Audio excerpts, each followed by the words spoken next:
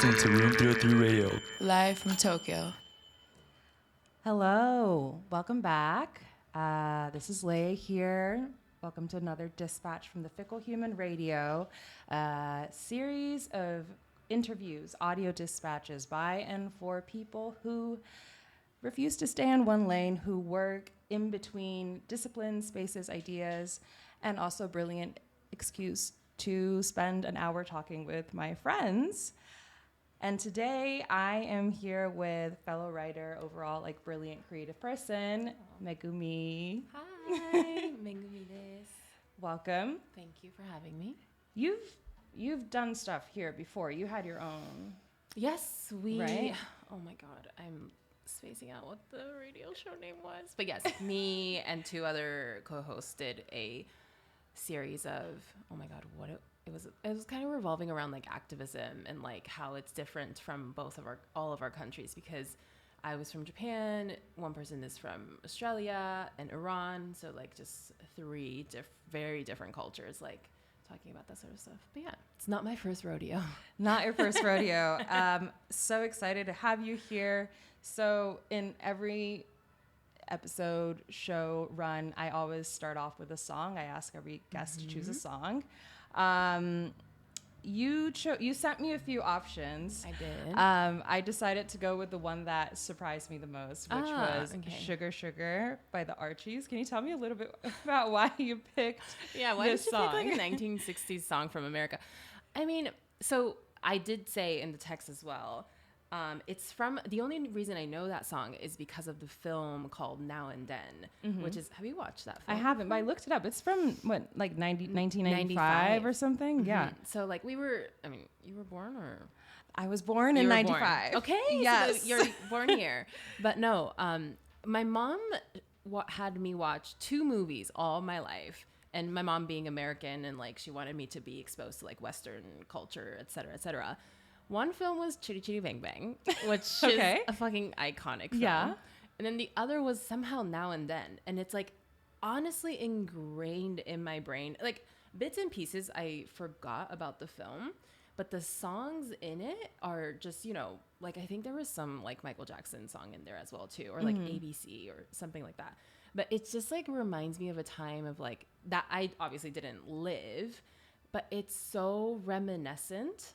And also, I just think I picked it because it's a vibe that I love, that American 60s, 70s, which is like the time I wish I was kind of able to be around, like disco balls, diner, and like having a little, I don't know, like a Sunday with your crush, or like driving in the sickest vintage car that at the time wasn't vintage, but you know, now it is. Just like, I guess it's very aspirational, like, ooh, a life that I may have had at some point if I was like not born. I was born in obviously the wrong year, but like, yeah, it just feels very aspirational, reminiscent. I just like, when I hear that song, it just like, I go back into like my 10-year-old, 8-year-old self, which is funny because the song is like, I think a little sexy.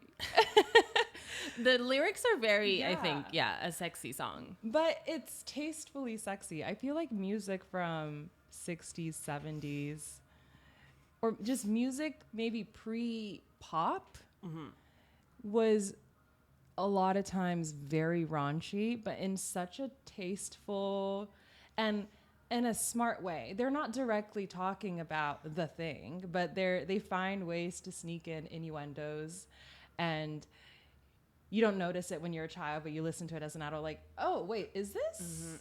Oh, this is what that is. Definitely, yeah. Nicely snuck in. It's before Nicki Minaj, before Cardi B, before WAP. So, before WAP. Yeah. Oh my goodness. It's not as explicit. Yeah.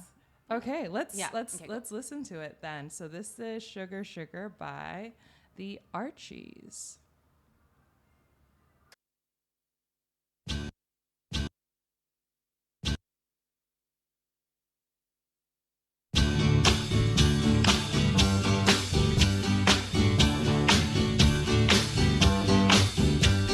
Sugar, oh honey, honey, you are my candy girl, and you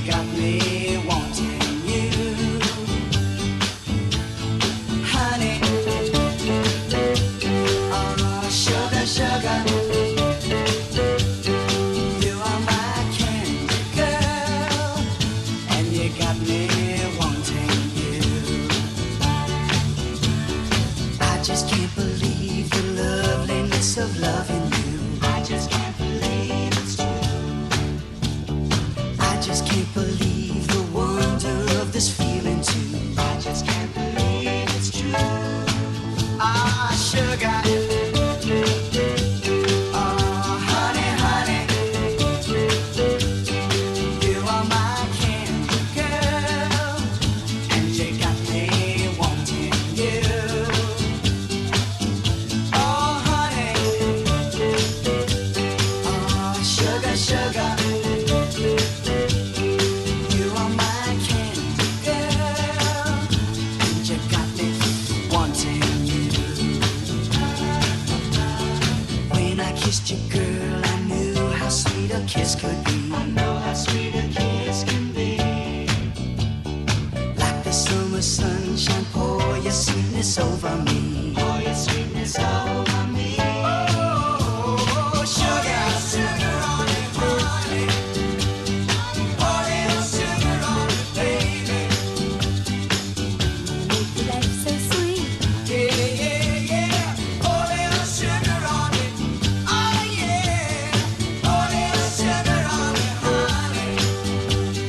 Pour little sugar on it, baby. I'm gonna make life so sweet. Yeah, yeah. Pour little sugar on it, honey. Ah, sugar. Honey, honey. You are my candy girl, and you got me wanting you. Oh, honey, honey. Sugar, sugar, honey, sugar.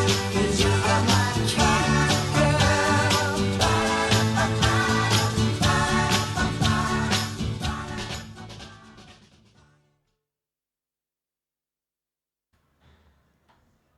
That was Sugar Sugar by the Archies. You haven't been to prom? No, I've never done prom. And you know what's, am I allowed to swear, right? Or- What? Yeah, you're out. Yeah. It's fucked up is that at the end of this month, I'm traveling to Europe next Okay. week. But at the end of this month, our friend is hosting like a prom murder mystery. They're doing like a murder mystery thing. Yeah. And it's like prom theme. So we have to, and I'm like, okay, great. So even as an adult, I had an opportunity, but I can't like go to my, I just never been to a prom. And Because you it's went to been- Japanese school growing up. Yeah, my whole Right. life. No international schools or just more strictly Japanese. In schools. Tokyo. And what was that like? Because I haven't been to Japanese school. I was either going to school when I was in Japan, it was in the U.S. military base, and then I left. Yeah, true. I mean, just like any other, like I just don't know what will be the other side, right? I don't know what it Right. will have been like to go to an American school or an international school, but it was, I mean, to be fair, early 2000s is like when I entered elementary school, but I was truly the only, amongst the entire school, which probably there was like 200 Yeah. kids, 300 kids, less maybe.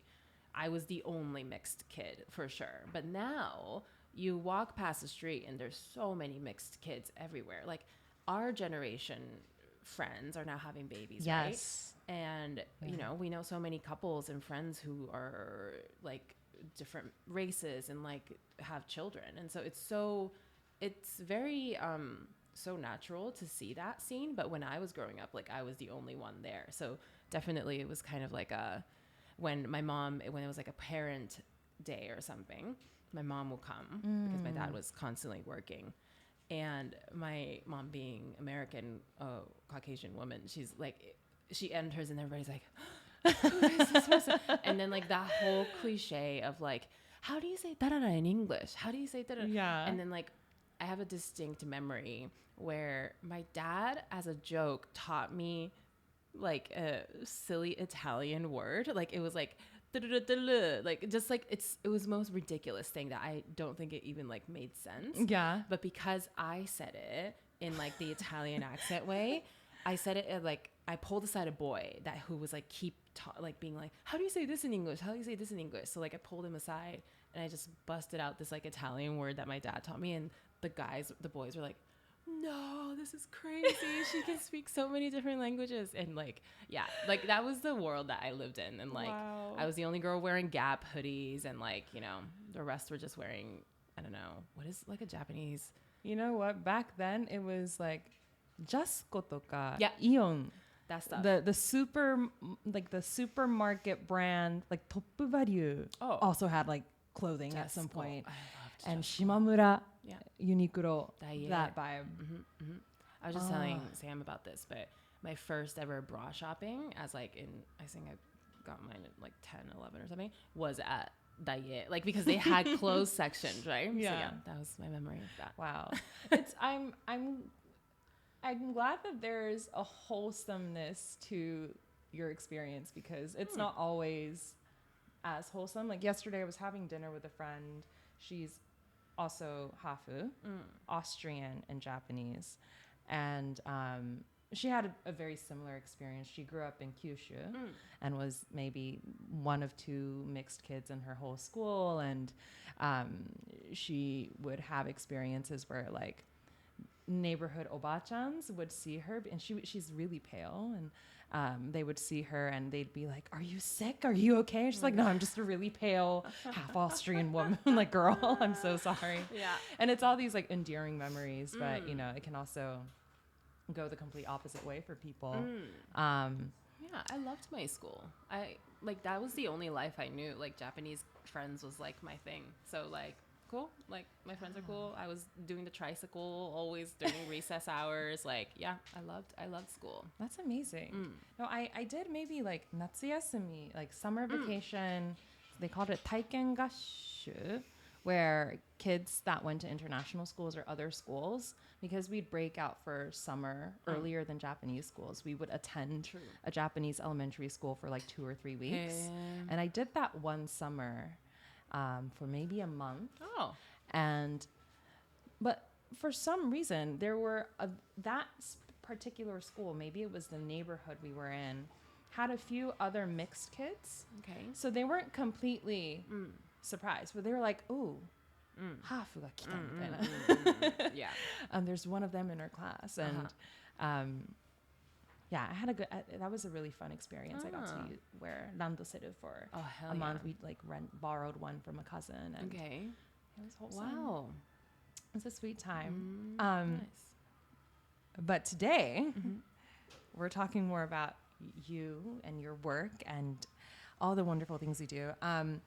So I wanted to start off. So when I asked you how you describe what you do, you said, and I quote, "What do I not do? A little bit of colon A, colon B, forever multi-hyphenate," which Yeah. I absolutely resonate with, and I thought it was such a perfect description for a lot of the people that also come on the show. But yeah, I mean, if you were telling someone like maybe like a typical week in your life of the work that you do and what sort of spaces you're in, like how would that week, how would that story look like? Yeah. A little bit of column A, column B, maybe. Like really, well, let's say for instance, this week, this whole month, I mostly, again, like I want to have more writing jobs and like translation jobs, but I just don't have enough of that kind of job to sustain myself. So I think the reason why we met as well too is through working in production, like advertising. For me specifically, not like TV shows and whatnot, but you do more commercial. I do commercial much more. And now that I'm like in the industry for like, I guess 2 years now fully, I think people started to know my strengths and like they know who I am kind of. So they do ask me to be on board with a couple projects. But for instance, like May, I did have like one project for production.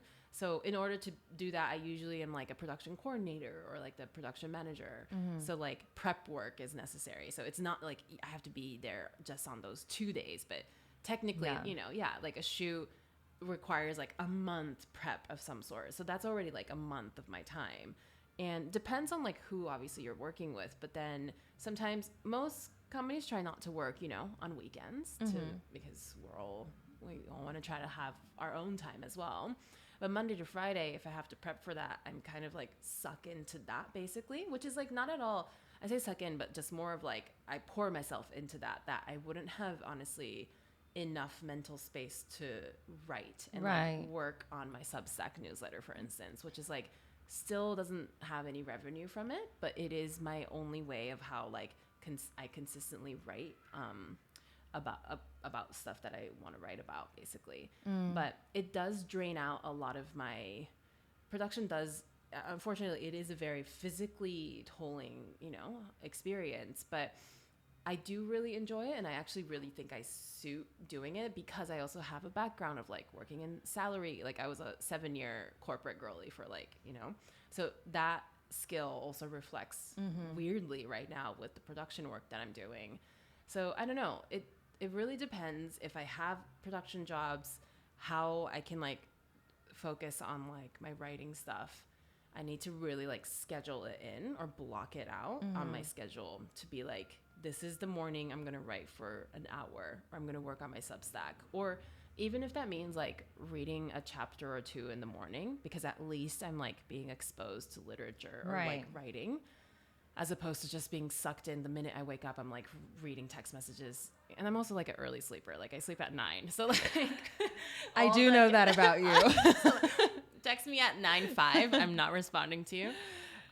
So yeah, like catching up on text messages. I don't want to do that necessarily when I wake up early morning first thing. So try to read a book first. And yeah, I don't know. It's like all about juggling, finding time, because you are the one who can like make the time for yourself. Right. So I really this year I've been trying to really be diligent about schedule making. Yeah. And I feel like I see that in the output as well. I think the last couple of months I've seen a lot of like activity on your newsletter, and it's been really amazing to see how timely some of the pieces have been as well. Like when you wrote the Tokyo Hands piece, I had just heard from a coworker that Tokyo Hands was, is going to be closing down, and we were mourning the loss of another incredible cultural institution. And as I was thinking about this, you had published a piece on that on your newsletter, and I was thinking, this is insane timing. This requires someone that is incredibly diligent in order to put that out there. But I was, you've been freelancing for 2 years, and prior to that, you were more in the corporate space. Was the decision to leave the corporate space an attempt to pursue writing specifically, or was it more of a general desire to explore another way of being and working, or a bit of both? Like, were you I want to be a writer, I'm going to leave corporate, or was it more like, I just don't want to do this anymore, I need to do something different? I think it was the latter more so. Okay. Like I don't think I could even like materialize, or dare I say writer at that time too. I was like, I don't think I could have been able to even be like that, to be like, I'm going to be a writer, so I'm going to quit. But it was really more so of like, I don't know what I'm going to do next, but this isn't it. It was just kind of like a shokyoho, like it was like the life I was having already was just so repetitive. That was like the main keyword I had. I was in corporate, like advertising, digital sales my whole life. And I went to 2 companies, but both in tech, and I'm just like selling different products basically, right? And I just felt very repetitive, and I don't know, I had no plans whatsoever. But then I was just like, okay, I'll see what will happen. To add on to that, I will say, all my life, this might sound unhinged a little bit, but I have always felt like, maybe I have written this on Substack too, that I feel like I have been on this earth for a different purpose sometimes. When I'm doing like, especially when I was in corporate, I was like, I should be doing something else. Like, I think I can be a pop star, or I can like be famous, like something as like kind of silly like that. I felt like there was a different path for me always. And whether that was like true or like delusional, or however way you want to put that, I just always thought I could do like bigger things in life. I'm an optimist in that sense, like as you can tell. But like and I guess it turns out that still, even though I'm not like full-time writing, and I'm like writing a novel, and like I'm an accomplished author, but I still am somehow able to like kind of cultivate this life that I couldn't fathom for myself 3 years ago. Yeah. So yeah, I don't know, that like just a little bit of a belief even, to be like, maybe there is a different path for me. Like just to even question that a little bit is maybe something that was in my mind too. I have goosebumps because that's such a scary thing to, I mean, you were saying maybe it's unhinged, but I think unhinged thoughts are what propel us into our full potential. And that's where we take the biggest risks. And especially, you know, if you were in the tech space and had a decent job, I think from what I remember you telling me, it sounds like one of those careers, corporate careers that a lot of people would aspire to want to maybe have or hold on to, yet being like, you know what? I'm not going to do this. And then actually stepping away from that and then actually building something that is starting to look like the unhinged thing, you know, is so, I mean, for lack of a better word, badass, but it's, I think, something that a lot of people are scared to do. And you mentioned earlier that, you know, you wouldn't have dared describe yourself as a writer at that time. I mean, if I were asked, who's Megumi? If you say, oh, she's a writer, and I would probably say that first. I appreciate that. And I'm curious, like, what your relationship with the label writer is now. Like, is that something you've become quite comfortable claiming for yourself? Or I guess, how do I put this? Are there other ways you make sense of your relationship with writing? Like, I still wrestle sometimes with the label writer. I don't know if I am a writer or I'm a person that writes, or like I'm choosing writing as the medium for a specific thing, or do I just make it easy for myself and do I just call myself a writer? But as a multi-hyphenated person, I'm curious what your relationship there is. It's such a tricky, I don't know why. Like, why is a writer as a profession so, because this is not, I think, like a weird question. Like, often writers are like, it took me a while to reconcile that, like, I am a writer, to like acknowledge that to yourself. And like, I read and listen to podcasts of other writers all the time, and that's like one thing that a lot of people who are accomplished even now say, that like, there was an article on the, oh my god, what is it, on the Atlantic or something, where is writing my hobby, or is it like an actual profession or something? And that article is really interesting because she has published like 2 books or so, but all around her friends have been like, oh, but writing is like your hobby, right? Because has like, while she was writing the book, she had like 4 other or 3 other part-time jobs while she was doing the writing, which is, again, the sentiment of like multi-hyphenate, which is like, I mean, you know, if you are so lucky, you could write full time and, you know, earn a salary from it, which is amazing. But then not a lot of us will have that opportunity. And I feel like we do always juggle either working at a coffee shop or doing other writers' workshop that we do as well too. I think it's that thing of like, I wonder, you feel a little embarrassed to even say that, like, I am a writer, even though, as I was mentioning, like, let's say like 60-70% of my time right now is poured into production life right now. And so with that said, I'm like, oh, is it like, am I like a fake person if I say I'm a writer because I don't write full time? And I don't give myself enough credit often, I think, for that. And it takes work, and it's an ing. It's like a processing thing. I'm still doing it. I still need to tell myself, when I meet somebody for the first time, I introduce myself as, when they say like, what do you do? It honestly, sometimes I don't even say I am a writer first and foremost. I will say like, oh, I translate stuff and I work in production, and oh yeah, I write too. But then I had to learn to be like, let people know that I am a writer. Telling people, if I tell people, I will believe in myself as well too, that I am a writer as well. But it felt like at a certain time I was sometimes hiding the fact of that I'm a writer, because I'm not proud of my writing, or I'm embarrassed. My writing is not there yet, or I've never learned writing in school. My entire writing career is like extremely self-taught. So like, I don't know, I've always the tall poppy syndrome, or kind of just like inferiority complex, maybe more so, that I'm not like good enough, maybe has always been sticking around. So like, it's a tug and pull of just kind to be like, don't go there. You're a writer, believe in yourself, and then you also do other things to sustain your creativity and your work, is how I try to look in the mirror and like tell myself. I mean, you have such a it's almost like you're treating your writer self as you might a friend that's a writer. I feel like if it's almost like there's you, and then there's writer Megumi, who's maybe grappling with the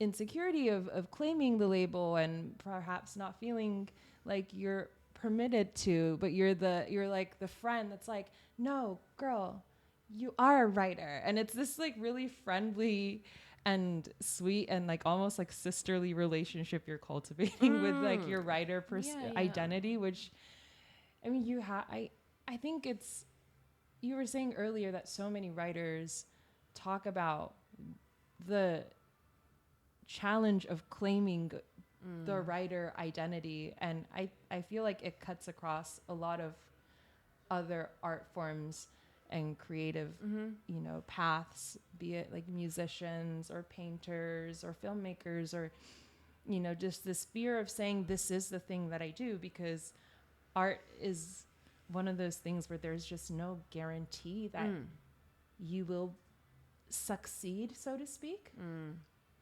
But then at the same time, doesn't matter. I sometimes think about this of like, doesn't matter if I am good or not, or whether I am successful or not, or whether I am published or not, if it still gives me some level of joy, and I can't help but do it, then that's just what I am. And the good or bad, the value judgment shouldn't take away from the desire to do it in the first place. But that's when you know you love it, that like you're doing it for nothing else, not for anyone else, not for a certain publication, but you're doing it for yourself, kind of.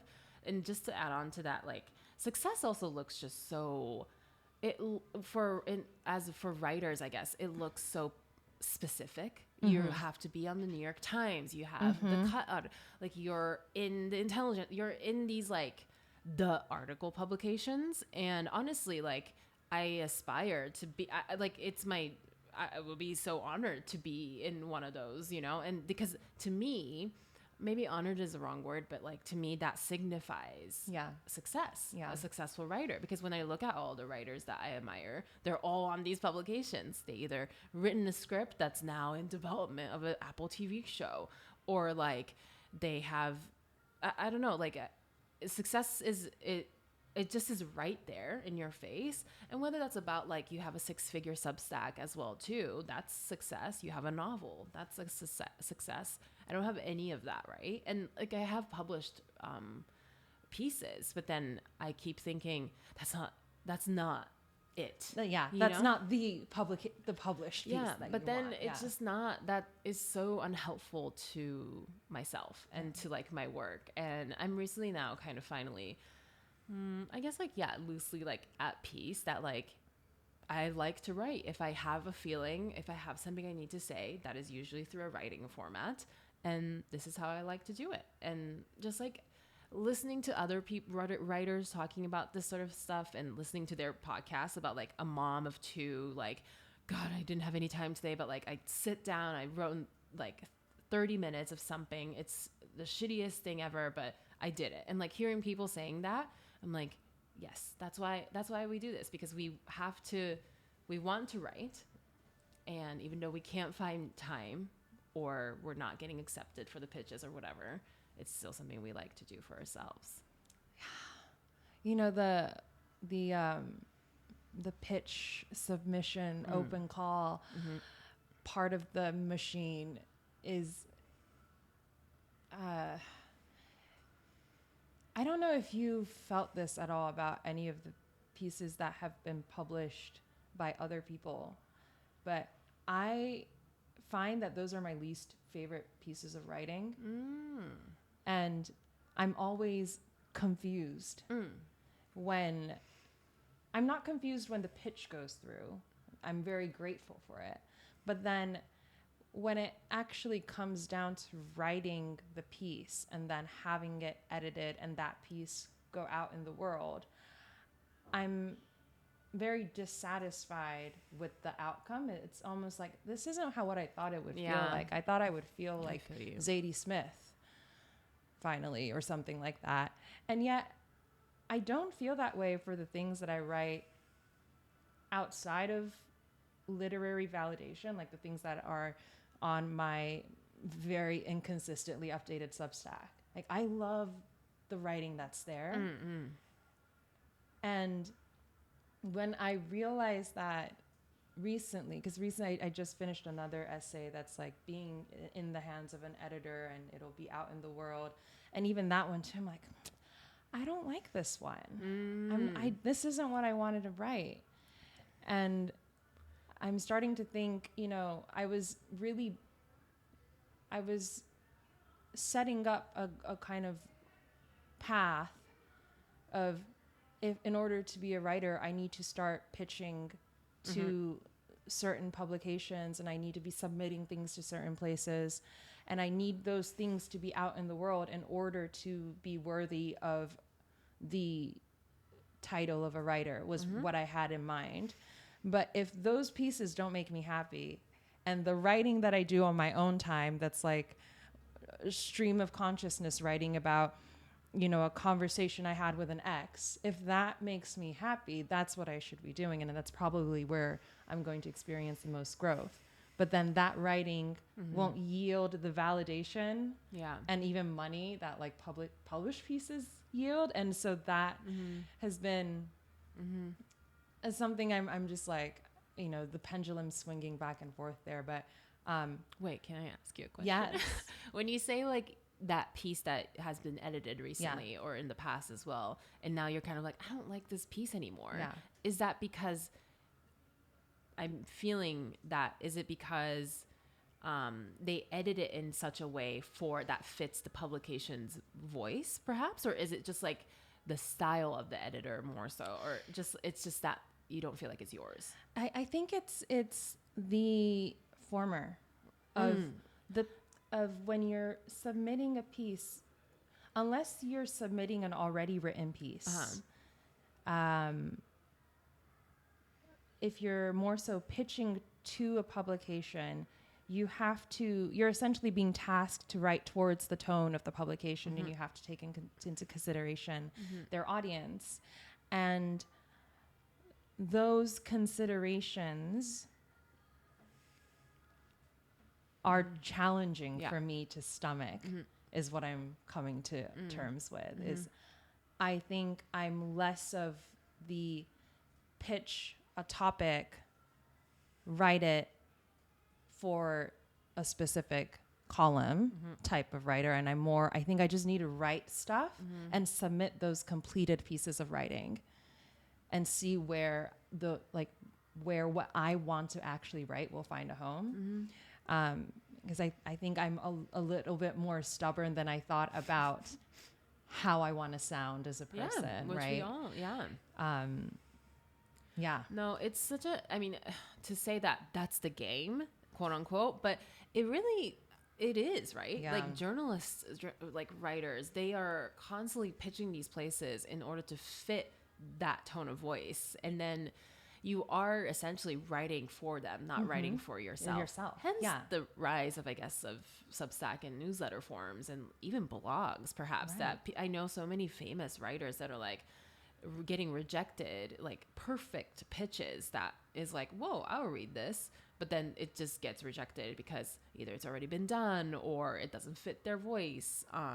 They're too provocative, and so they move to their Substack now, making 6 figures or 5, whatever. So to say that, oh, that's the game it sucks. And a part of the thing of like, a part of the game is also publishing your work on Instagram and like being your own publicist. Like that sucks too sometimes, but it's that whole pendulum swing of I mean, we were talking a little bit about Substack, and that's something I want to touch on a bit. You have a fairly consistent Substack, and to love or not to love or not to love. We'll change the name very soon. Yeah, you've been hinting at that. I'm excited to see what the revamp is going to be like. There's a few questions there, but I guess I'll start with like what your relationship to Substack, the platform, is. Like, do you feel like it's pretty suited for you and your style of writing and like how you want to exist for the time being as a writer? For sure. I mean, definitely, I love the idea that like, oh wow, I have people subscribing to my stuff, and like, even though it's as small as whatever, like the idea of like having a platform of my own, which you can do if you have a website and whatnot, but for people, for majority of people, I'm sure, who don't want to do that whole website building, etc. It's an amazing site, I think, for you just have to register, the simplest things, and then you have, boom, like your platform. I really like it, but then of course there are things of like, somebody once said like Substack writers are great, but they need editors, which is like, it's extremely true. Like I have I just have like so much, I don't know, like crazy respect for editors now. I used to hate getting my work edited because, they would just change around everything and like, this is bad. Like I've used to take that as my writing is bad and not like, we're here to make your writing good. And it really unlocked something in me when I had a few great editors in the past that I've written a piece for, and they give good suggestions of like, hey, what does this piece mean? This part mean? Can you like talk about it more in depth? Or how would you rephrase this? Is there any other experiences in your life that's similar to this? Like good questions by editors is like, whoa, I'm like, I have never thought about that, and thank you for making this piece better than I could have ever done. And so often I think I read my stuff on Substack and I'm like, if there is an editor for my piece, and Substack maybe should like have that service. Like you can pay a certain amount of fee and they can like, oh my God, AI editors, not robots editing it, but like actual people editing it, like for editors on call or something. That'd be sick. Hey, Substack, if you're listening, you got an opportunity there because that's so smart. But I like the platform for now. Yeah. But I also think if I will say, there is a aesthetic or a certain kind of writing. I think we talked about this before, but a certain kind of writing, a certain kind of content topics that like I look at I don't know, follow a couple of fashion girlies or whatever. And I look at some and it has like 40 likes on it and like a lot of engagement. And I'm like, this is just like photos of Pinterest and a reportage of like what you saw in the streets of Paris. I can do this. Like, but I only have 1-2 likes on my 1,300 word essay or so, whatever it is. You're incredibly I'm like thoughtful, my laborious essay, braided essays. Yeah. But that's what gets me a little, even with the notes, the Twitter feed thing on the stuff that I try to post more because like I know that that's the part of the game or whatever, but even that, like posting a particular photo or whatever gets more likes, or I'm like, I have no engagement on my thing whatsoever. So even just like thinking about this sort of stuff makes me feel like, oh, I'm lame. I don't want to think about I don't want to be a part of that. But again, I do have to sort of be a part of it if I want to like have more, to reach more writers or reach more people. And social media is fortunately and unfortunately sometimes kind of the only tool that's quite accessible to a lot of us. Oh, there's so much. I can like infinitely talk about this, definitely. but time is going by so quickly. Okay. I want to ask one more question about Substack and then like get towards like the latter part of talking about like some of the stuff we do together. But what you were saying about kind of the aesthetic of Substack and then the social media element of it and like content mining, sort of contentification of writing sort of thing. I feel like there is this like mass migration of writers going to Substack because it does promise a level of autonomy and success that writers haven't seen. It just hasn't happened in the history of writing, where a single person without an editor could theoretically run a platform from their laptop and make thousands of dollars in a month just writing about things they love. Yeah. But then at the same time, there is a bit of a rule of thumb of like the type of writing that does well, or like the type of aesthetic that does well. And I'm a bit worried of what that's going to do with the variety and diversity of writing we have if people start writing towards Substack and not simply using it as a place to publish. So I don't know if that's something like you sometimes think about of like, is this particular type of piece going to do well on Substack? Or do you try to just be like, I'm just going to write what I want to write.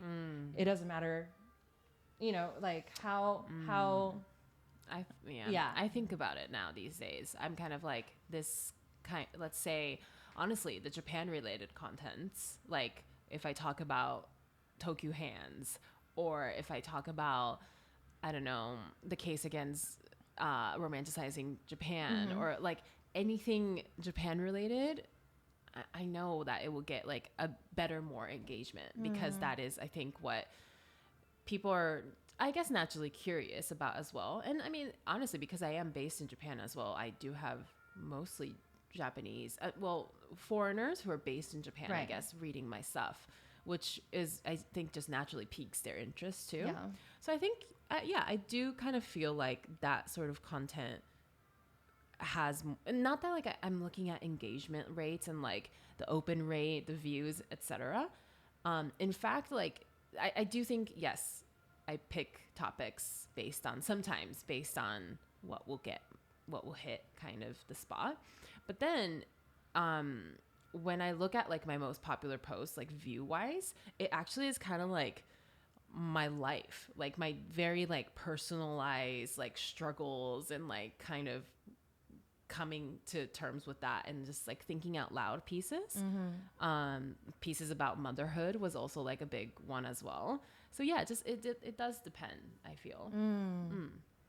I'm excited to see what, I know you've been talking about revamping your Substack, so I'm really excited to see what's going to come. It's coming. So I was gonna play a song, but I want to keep chatting. Okay. So the song is, I did listen to it. I love it. it's a great song. Do you like her because her name is also like similar? No. No. Her name is like Leiya Ibrahimi. I might just have to do like a dedicated episode on like my love for this particular artist, because I think she is one of the best musicians that I've encountered in recent years. But that'll be another day. But I wanted to use like the last bit of time to talk about some of the things we do together, particularly on like the community front of things. The first one being like, I mean, we met on set, but then the first time we really worked together and got to know each other was through teaching a writer's workshop that's run by our friend. And personally, even teaching that those workshops a lot longer, but personally, that was such a life-changing experience for me, because shout out to Astray. If anyone that's outside of Japan and is listening to this and you're a writer and you're interested in coming to Japan, check out Astray. Shamelessly plugging it because it's such an amazing workshop. But for me, it was this like opening of, there are people, of course there are writers, but I didn't realize there was a community of writers in Japan, like women writing, building a career for themselves in that space, writing about the things that I've always been interested in. And it was just like the veil lifting of, I realized I had been looking at Tokyo at such a specific, very like myopic, short-sighted lens of like, this is the only thing I can do here. This is the only way I can live here. And then the workshop kind of opened up a whole world for me. Yeah. But I'm so curious, like how those workshops fit into your life and that kind of like community element around writers in Tokyo and how that's, you know, rippled into your life. Yeah, I mean, Gemma, our friend who hosts Astray, like I've known her for a while now through just a friend of friend, but like when the first time I met her was at like a Spanish bar or something. I also wrote about Astray on the Japan Times as well too. It's kind of like an ode to Astray sort of. But she was like, "Oh, I'm a writer and I teach here," and I was like, "Whoa, I didn't know you can like say that, like you're a writer." And like she was kind of the first person who was like about the same age as I was who said to me that she's a writer and then she makes money from it as well. Me too. And I was actually. like, okay, wow, you sound cool. Can we be friends? And yeah, we started drinking wine after that. But I guess even in the article, what I was writing is that every time I do attend a Astray class, I'm like, man, the power of like being together and like just being like pouring so much love into the thing that we all love, which is either writing or I'm also like, I am a writer, but I think of myself, I'm like a reader first, and then I started writing. Like I loved books since I was a kid. It was like my dad's influence, but books is like my very favorite thing to like do if I like have time. And I just even like book lovers and like interacting with literature lovers or like talking about authors, like whoa, like talking about common interests like this in one space has so much power, and like it has so much like, oh, like I'm not alone in this. And often I guess like, I don't know, anywhere that you live in the city, maybe you feel this way, but you just sometimes feel like, am I just the only one who finds this sort of stuff passionate about? I want to talk about this. I want to like, you talk about this at the end of offline school always of like, or do you, maybe when you were pitching it to me about like, I just want to talk about something, but I don't have anything to talk about, but I want to talk about it with something, with someone. And it's kind of like about that. Like, it's not like I have a specific topic, but I think I don't know, also naturally we all as writers, we're great noticers of life, and like we are great observers of life as well, that we want to, I think, share that. You know, we just don't want to keep it to ourselves. Like, I mean, I guess you could if you want, but writer's job is also to write about it and like to tell others, to be like, hey, I smelled this flower, but it smelled like this to me. Does it smell like this to you? Like, you know? Oh my goodness, that's so well put. But that is kind of like the crux of writing, is you're observing things and putting that out into the world to see if others might have observed it too. It doesn't mean about like, do we observe it the same way? In fact, like I think observing it differently is the point of it, and that's what makes stuff interesting or life interesting. But just that, I think, unravels a lot in Astray, in like the writers workshop that we teach, and like everybody has different thoughts, and I just find it so inspirational, really, to be a part of it. You know, like what you were saying about, you know, the power of like people coming together and just sharing things that they're interested in, and that act alone becoming like a sort of community. I think that's what we try to do with like the offline school a little bit too. Which has been, I mean, for me, it's been fun to be able to play around with that. I think we've done like 3 so far. I mean, I tapped you to be like, do you want to do this with me? But I'm so curious. Honored. We have like a few minutes, but Okay. how has that been? So for people that don't know, the offline school is like a kind of like bi-monthly, once every few months event we do in Tokyo. It's device free, so everyone switches off their phones, switches off their devices, and it's 2 to 3 hours of adults coming together to just like talk about creativity, about you know, our lives online, offline.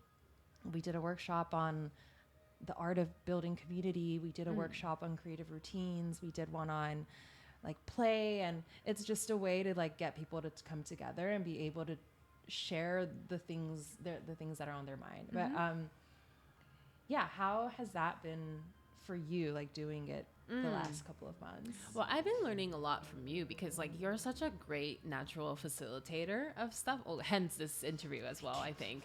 But you're so great at like bringing the last one we did in April, the play theme one. It was so, you kind of was like, let's tap back into the recess hours of like adults and like, let's just play around. The icebreaker that we were doing was so fun that everybody was like, so, like draw each other's faces basically.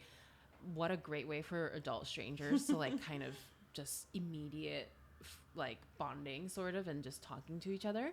But yeah, I've been liking it a lot because again, unless I can like, I will put myself, I'm not going out anymore. Like I'm not like, oh yeah, somebody's gonna DJ, I'm gonna go out. Like I would love to do that kind of lifestyle, but I just don't. So like this event hosting does push me into like, we're hosting this, we're doing this, we have a space, we have a commitment that we must fulfill, which sounds a bit businessy, but also then it fulfills my like aspirational parts of like meeting other people in town. So it's been great. I'm excited. I think we have to think about our The next one. one, yes. Oh God, TBD. yeah. TBD on that one. Yeah. Wow, I wish we had like another hour, That but went by so that went by fast. so fast. We have like 5 minutes, so Okay. went by so quickly.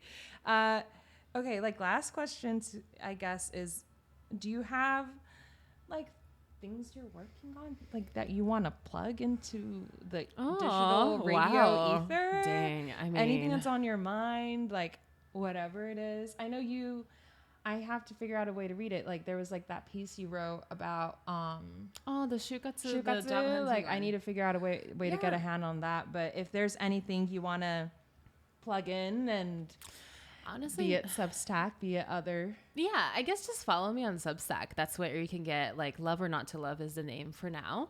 But that's where a lot of my writing is published usually. And I just started recently a new series called Tell Me About Your Week. It's just a slice of life kind of writing where I ask friends, tell me about your week. And well, we'll see. I just done my first guest, who was Mike Fu, who amazing fellow writer as well. I finally had coffee with him. Yeah, I heard last week. Nice.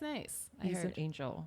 I know he's loved by everybody. That I think it's like everybody's trying to like I'm yeah, exactly. Like he has that like effect on people that you want to like claim like I know Mike Moore better than you. But no, I'm kidding. But he's beloved by many people in the city. And then the second guest will be somebody. So yeah, just follow me on Substack and social media. That's where you get all my stuff. Amazing. Thank you so much, Megumi. This was absolutely Thank wonderful. I you, feel like we Leiya. talk about this stuff, but it's always nice to like have dedicated time to talk about it. Definitely. So thank you, Thank you so Megumi. This has been the Fickle Human Radio. Thank you so much for listening, and have a great, what day of the week is it? Saturday. Have a great Saturday.